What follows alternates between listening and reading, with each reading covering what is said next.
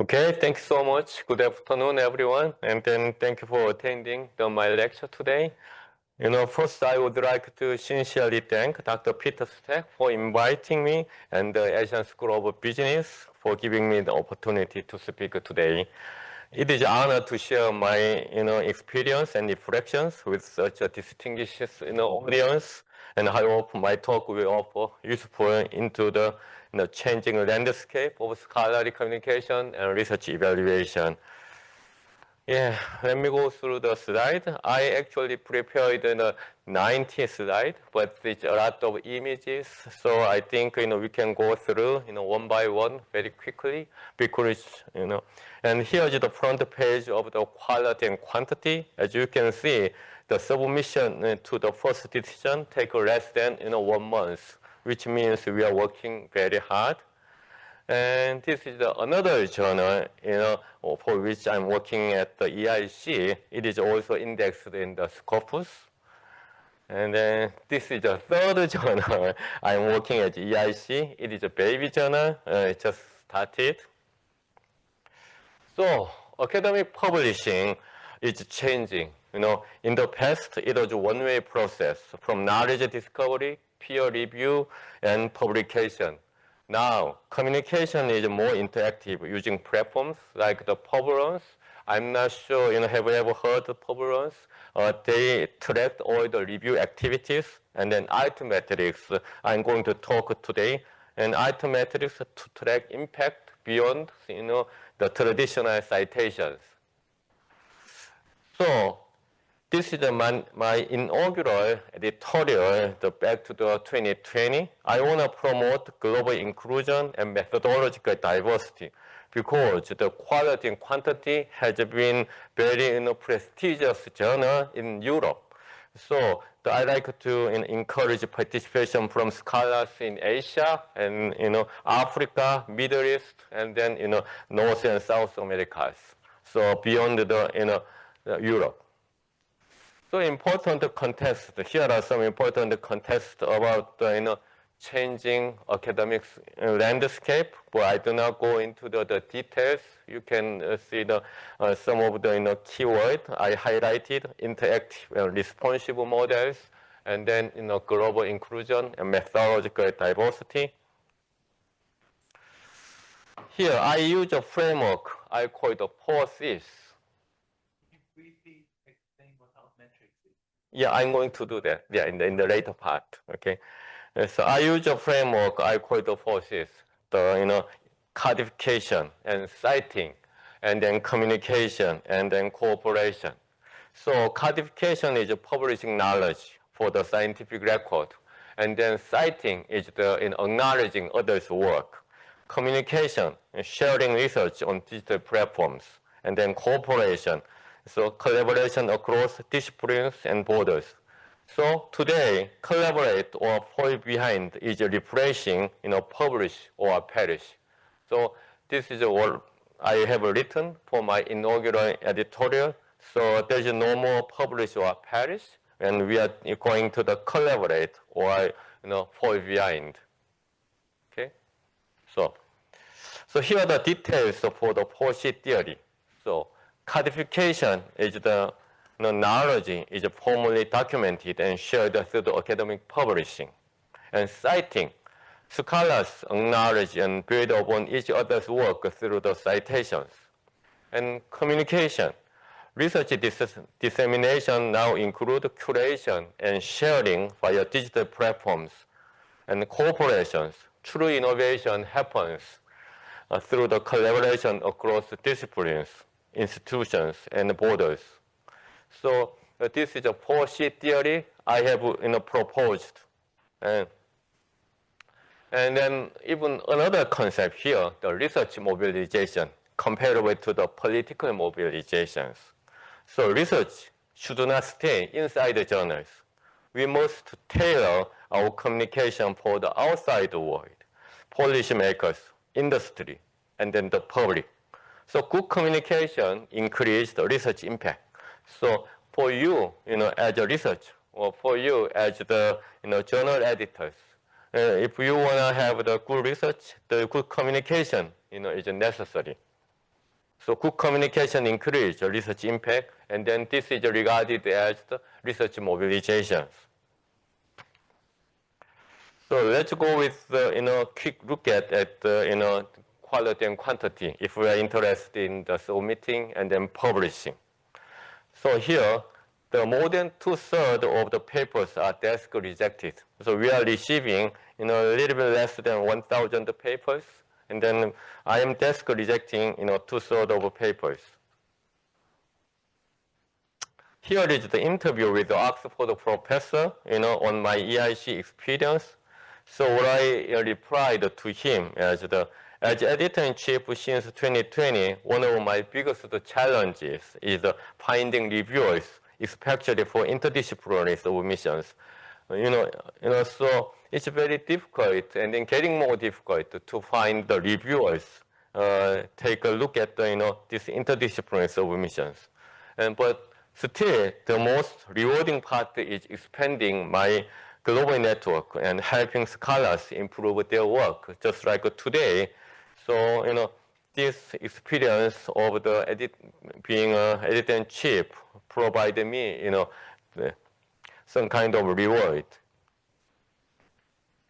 Okay, so AI is now part of academic publishing for writing, reviewing, and detecting some unethical issues. Then you might have heard COP. This is core institutions related to the research ethics. Okay, so Committee on Publication Ethics. And then, so here is a good lecture from the COP. So this recent lecture gives you very good understanding of the changing academia in the era of the artificial intelligence. Okay, so I recommend you to listen to this YouTube lecture. And at the quality and quantity, similarity scores are the main reason for the desk rejections. So prior to the submission, I strongly recommend you to go through this similarity software, including like Turnitin or Authenticate or some other tools. And then we use a paper mill detecting system from Springer, because quality and quantity is being published by Springer, and then Springer also, they are trying to catch up with the cutting-edge technologies to detect this kind of the wrong practice. So here is a screenshot, for example. So you have never seen this kind of screenshot because this is exclusively used by editors only. And then, of course, editors myself, must adapt to the AI tools, but also watch for ethical problems. If the high score is from the legitimate single source, I check it manually.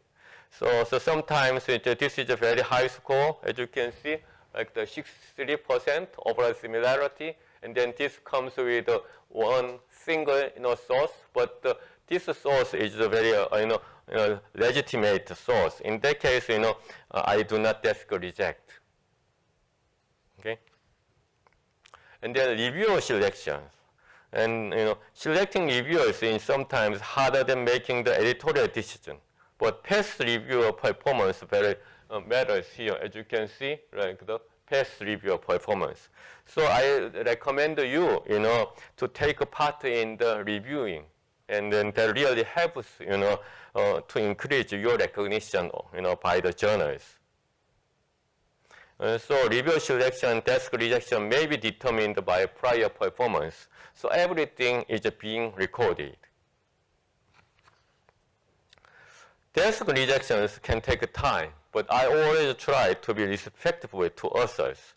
But although desk rejection is not always bad, because it's a fast decision makes you more time to prepare for the submission to another journal.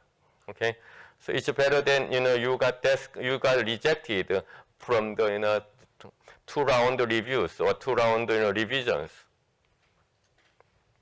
So when rejecting, I keep my replies professional and constructive.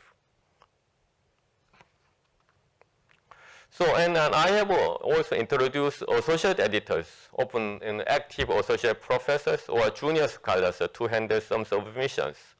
They invite reviewers and make preliminary decisions. I usually follow their advice, but sometimes give authors another chance. It's a way to train future editors and share the workload.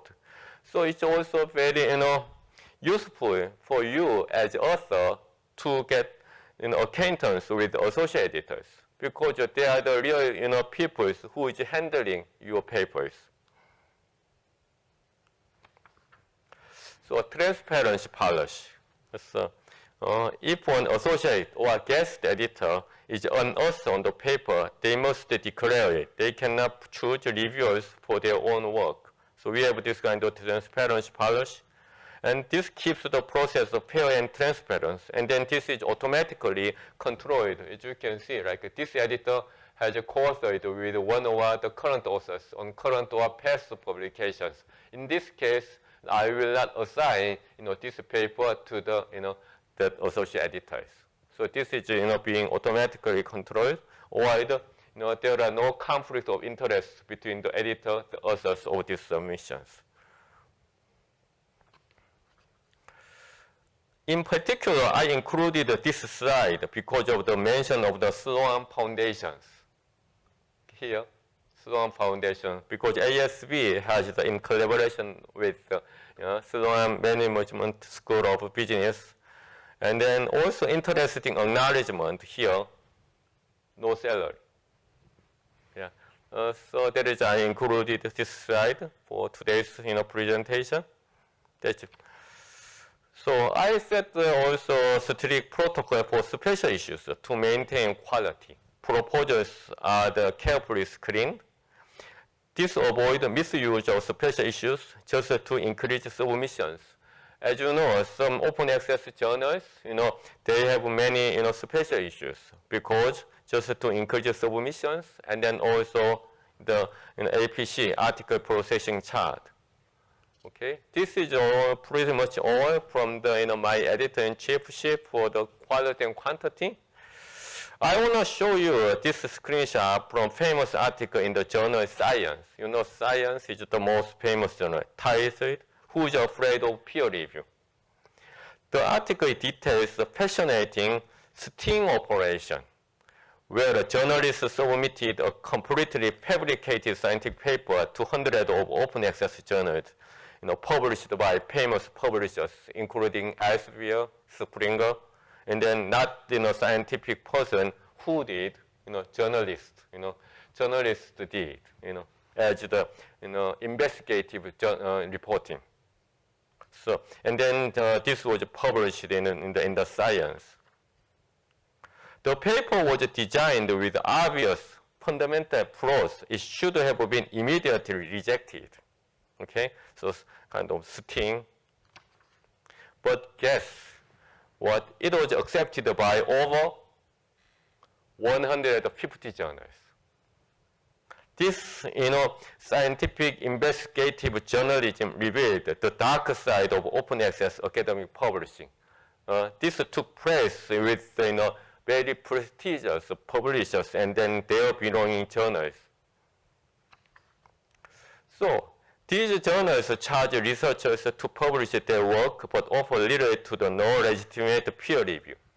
The result is a flood of low quality, unvetted research into the scientific record. But I'm not, denying open access, scholarship. I'm not, denying open access, journals motto. I'm really in support of the open access. But, this case, shows that a powerful reminder of why we must always be critical readers of scientific literature and carefully scrutinize the sources of our information. As you can see here, okay, the total 157 journals, and then each indexed directory of open access journals. Okay.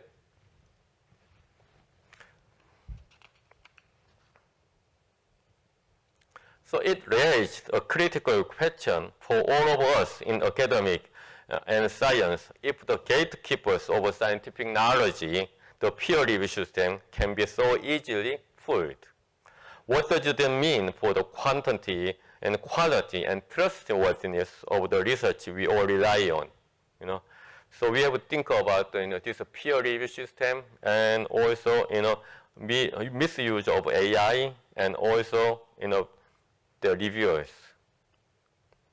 I brought this slide because this may not relate to the academia and science, but we typically talk about in media and communication research. Actually, you can see here, this is from the newspaper. And then, do we as researchers really want a machine that says this science is fake? Every time it sees a bad paper, or are we just letting a computer do our thinking for us? So do we academians really want a fake science detector that screams, bogus? This is bogus. And every time a bogus paper shows up, or are we just outsourcing our critical thinking to a glorified algorithm with superiority complex? So it depends on us. So you can see this. Okay. And sometimes, reviewers introduce a new issue late in the process. This makes the authors and then crazy, right? Because the reviewers did not mention certain thing in the first round, but all of a sudden reviewers comes up with a different criticism, or the editor changed the reviewers during the revision process. If that happens, I check the history and give the clear guidance to authors. Okay, because the editor-in-chief or the associate editors, they sometimes change the reviewers during revision process. Why? Because the reviewers decline to check the revised version. In that case, we have to send another reviewers. And reviewers can be demanding, but peer review should never replace open scientific debate. Okay? I do not require authors to cite irrelevant papers suggested by reviewers. Reference must be relevant, not just added for formality. As you can see this slide, reviewer says strengthen your link to the recent literature, and then blah blah blah. Probably authored by the reviewer themselves, and then authors respond like this. I rephrased, but then I'm looking into this kind of details, and then say that authors are not required to cite irrelevant papers suggested by reviewers. Okay, and sometimes I accept the paper, but ask authors to address a few final concerns. So I don't give exact instructions, but I trust them to respond effectively. Once final revisions are done, the paper moves to the publications. And once accepted, only minor changes are allowed before publication. After acceptance, only small edits like the typo or the missing reference are allowed. But sometimes, authors, they want to make the major change or major modification. In that case, the decision is reversed. Decision should be canceled, and the paper goes back to the reviewer from the first round. This maintains the integrity of accepted version. Authorship dispute can happen even after publication. They must be handled according to ethical guidelines with clear documentations. Okay, so welcome to the quality quantity under my editorship, and then as you can see, the 80% of authors who responded to the journal author certification surveys rated their publishing experience with your journal as excellent or good. So, my first tenure from the 2020 to the 24, 5 years was really, good. So they offered me another 5 years starting from the 2025. Okay. Okay. And have you seen some of the new AI tools popping up for academic publishings? There are many, AI tools. This is, for example, one of the tools. And I asked the question like, how can I tell South Korean from the North Korean? Can you differentiate, South Korea from North Korea? And then, this kind of question can be, input to the AI tools, right? They are actually pretty useful, so these AI tools, like for doing literature reviews or checking prior research and stuff. And then I found AI provide several references related to this North Korea society, and then in AI review report cited my publication, as you can see here, use of North Korea related YouTube videos in South Korea, right? AI review report cited my publication on North Korea. So I think this AI service is trustworthy. And and get this, they even give you a post-publication review. You can use for your future research. And as you can see, AI wrote a review of your paper. I did not ask them, but they send me, and then post-review publications, right? And then this is pretty handy, so you can use, okay? What's really interesting is this tool, LampMind. You should be aware of that. And this tool lets AI play the role of potential reviewers, LampMind. And then LampMind is developed by the communication professor in University of Emerson, in America. And then you upload your draft version, and then you let them review the papers, like the top reviewers who tears everything apart, or super generous reviewers who loves everything. You can choose the options. Okay, so this LampMind you should really be aware of. And then communication professor he developed, and then he's a long-lasting of the friend of mine. Okay, this is the LampMind. Okay, screenshot. But you know how it is. AI can be biased too, in its own weird way. So you kind of have to take its feedback with actually the grain of salt. Okay, so here like the Meta's Llama is the most right-wing, So AI and bias, different AI systems have different political and cultural biases. Editors and researchers must be aware of these biases when using AI for scholarly work. AI is powerful, but it must be applied responsibly, okay? So in general, we say, the OpenAI ChatGPT and then in Google Gemini are being toward to the liberal. On the other hand, the Meta Llama is being toward to the conservative. That is why President Trump says blah blah blah. But here is the kicker. AI developers actually call that bias a bug. I was really surprised. They say it's a bug, not features, not a systemic issue. They say this is just error. Work. So AI is influencing every stage of research, writing, reviewing, even evaluating. But technology alone cannot replace human judgment. We must guide AI, not let AI guide us. So I made this term, is AI eating the world? And then AI actually lost. So that's not just a glitch, it's baked into the whole system. So this is actually the first part of the overview of the quality and quantity, and the use of AI for the research evaluation and research communication. And then I'm going to the second part of my lecture about my own research. Are you with me? Is it okay? Okay. So this entangling online scholarly interactions focusing ICA fellows. So now I will share a research example of mine on ICA fellows. ICA is the largest scholarly association in media and communication studies around the world. And then fellows are elected by existing fellows. And then fellows are recognized as the prestigious scholars in the field. I also was elected as a fellow 2 years ago. And then this is this is the honor I have received.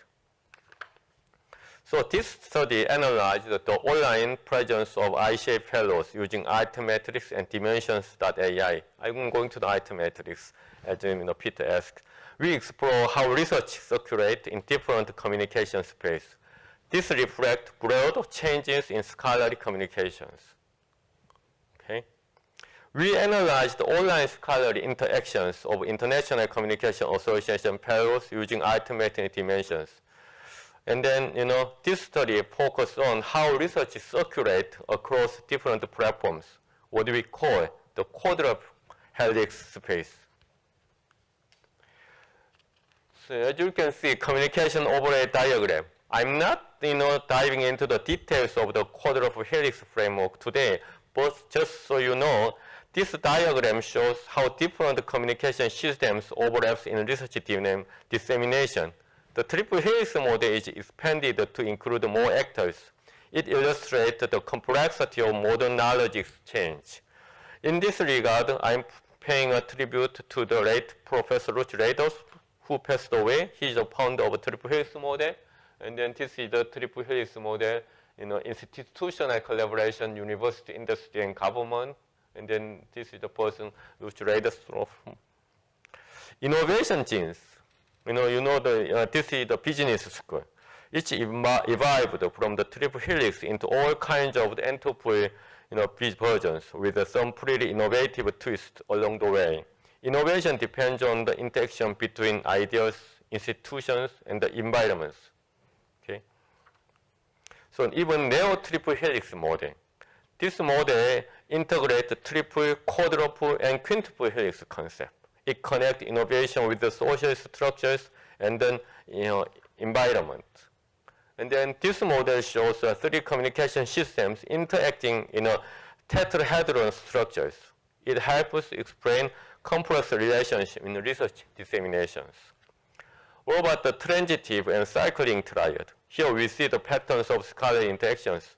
Transitive triad represent direct influence, while cycling triad show the feedback loops. Even co-evolution in innovation. Innovation emerges from co-creation between knowledge, society, and nature. This co-evolution is dynamic and continuous. So research must adapt to these challenges. And then this diagram compares the 3 models. Quadruple adds civil society, while quintuple include the environment. Together, they provide a complete view of knowledge ecosystem. And then this is written with Dr. Peter Stack, and then 4 helix, and then quadruple helix. So academic and corporate knowledge, instructional, industrial innovation, and social media, policy and governance, public consensus via news media. So traditionally, triple helix represented institutional collaboration, university representing academia, knowledge, and the industry representing innovation, government representing policy. So I expanded it into the quadruple helix. This framework helps us understand how research moves from scholars to society. Okay? So we classified online mentions into 4 helix: knowledge, social media, policy, and public consensus. Then we analyzed the sentiment and semantic network. This shows both public reach and perceptions of research. And then arithmetic.com and dimension.ai were our main tools. You might have heard like the Web of Science and then Scopus, but beyond the Web of Science and Scopus, there is a new database, is dimensions.ai. And dimension.ai is the kind of affiliated service with arithmetic.com. And dimensions.ai provide publication and citation data. And here's a tool for you to track the online mentions of scholarly output. So arithmetic.com tracks attention from the many platforms like newspaper and blogs, YouTube, Wikipedia's, Polish report, and then Twitter and Facebook. Universities and research institutes can support training in science communication. This prepares scholars to engage effectively with the media, policy, and society. And this chart is very interesting. Shows the diffusion of research mentions on Twitter on global scale. This is the Japanese, humor, storytelling, and informal interaction can make research more approachable. Playful academism. This is what I made. This is my term. Playful academism can attract attention without losing seriousness. So research mobilization here, viral and mixed dissemination. Researchers should tailor communication for different helix space. A one-size-fits-all message will not work. Strategic adaptation increases impact. Most research outputs through the viral or mixed dissemination patterns. This means information often travels quickly across different audiences. Social media accelerate this process, right? Here is the survey research published in Nature more than 10 years ago. And then they report that the people, scholars, are having the social networking, not only Facebook, but also like the academia.edu or ResearchGators. So editors must consider not just quality, but also dissemination potential, okay? Encouraging authors to engage in multiple spaces can improve reach and relevance. Even data dissemination on Twitter. This article, they studied how scholars and non-scholars share the data set on Twitter. Both groups are active, but non-scholars often play key roles in spreading research. This highlights the public's role in science. This is very interesting.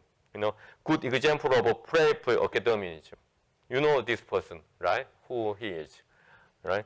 So in 2016, a paper written by the current paper written by the sitting President Obama, this paper was ranked the first in terms of online attention in 2016, okay? Yeah, so but this is good and bad. While it can encourage audience playful communication, risk oversimplifying or distorting research. Just because this paper is written by sitting president, and then he has written about the Obama healthcare, and then it was published in the health journals. So balance is important to maintain credibility. And this is a screenshot from the arithmetic web seminar, how to perform sentiment and topic analysis for arithmetic data. So scholarly communication is becoming more narrative and playful. Platforms like Twitter and allow the researchers to mix serious content with humor. This can help engage a broad audience. So this is the flow chart I did for this research. We compiled ICA fellow list and then collected their publications from dimensions.ai and retrieved mentions from arithmetic.com and classified them into 4 helix space and performed sentiment and semantic network analysis. In a similar way, your research office can collect, the publications written by the, ASB faculty members and research staff, and then also retrieve online mentions using the arithmetic.com or similar services, and then classify, online mentions into the 4 helix space, and then perform sentiment and semantic network, to track the, mobilization, research mobilization. So my editorial experience has taught me that good research is only part of education in public spheres. As you can see, there are 4 types of the publics. Digital platforms are creating new norms for how scientists interact with each other, with the society. Okay, and scholarly communication will continue moving toward openness, interactivity, and global participation.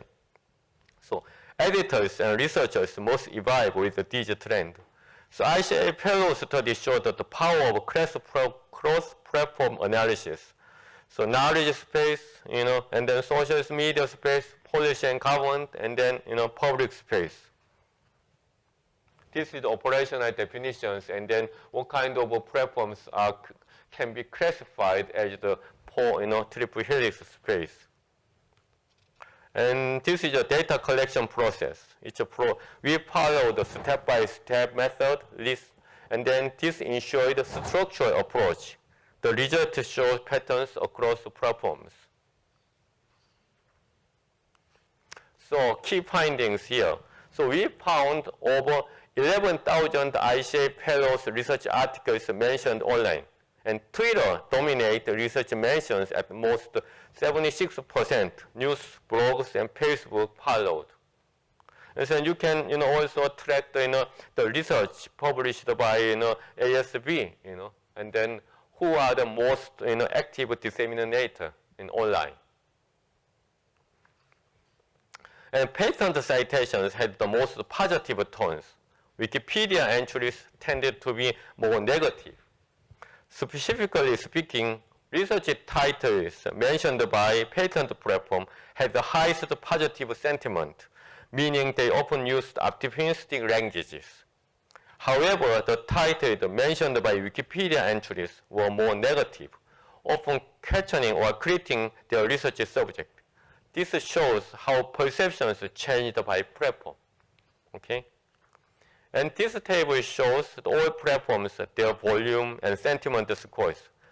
Twitter dominated in volume, but other platforms show unique engagement patterns. Impact is not just about size, it's about the relevance. So here are details of examples of each platform, but I'm not going into the detail. If you are interested in, you can read my paper. It's already published. So this is examples of the. And table 3 summarizes the frequency and sentiment of research titles mentioned in quadruple helix space. So you have to differentiate research titles and then social media or online headlines. So here we summarize the 4 helix space: innovation, consensus, polish, and knowledge. Each space has its own tone and reach. Together they form full picture of research dissemination. Okay? The number of words in research titles based on their appearance on quadruple helix reveals themes and clusters in how research is presented, and positive and negative tones from distinctive patterns. Also, there are many unclassified and neutral words in terms of sentiment. On the other hand, the table 4 summarizes the frequency and sentiment of headlines expressed on 4 platforms. So sentiment analysis of headlines in contrast to the research titles. So as you can see here, the headlines are used to describe titles in the platform account, mentioning a scientific article in their post or other types of content. In contrast, titles originate from the names of the research papers. So headlines vary in tone depending on the platform. Use headlines often carry the more emotional weight, both positive and negative. Blog shows similar patterns. Use and blog tend to be more emotional, with Wikipedia and public policy remains more neutral. Wikipedia headlines were short and less positive overall. This affects how audience perceive the research. And then semantic network visualization for the research titles. So this visualization groups the word in titles based on their connections. It reveals themes and clusters in how research is presented using its titles. Positive, negative, and neutral tones form distinct patterns in terms of colors. So different colors represent different sentiment. Quadruple helix descriptions, so sentiment analysis of helix space. Each helix represents space, academic knowledge, social media, policy, and public consensus, as I explained. And the public consensus space, like news and Wikipedia, tended to be more critical. Innovation-related mentions stayed relatively negative as well. Policy-related content had a balanced tone, but knowledge space had more positive sentiment. So, but now, here, semantic network headlines have different word network than titles. Media headlines often focus on controversy or novelty. This can change how the public understands the research. So headlines use different vocabulary from titles. Even if your title expressed as positive, the headlines that mentioning your research use different terminology, often focusing on the controversy or novelty. This can shift the public's understanding compared to the original research. So implication of playful academicism. This is a new form of scholarly communication. So public engagement in science is growing through the non-traditional channels, like the Twitter, Wikipedia, YouTube. This changes how research is understood and valued. So here are examples of positive coverage, often highlighting benefit, innovations, or successful application.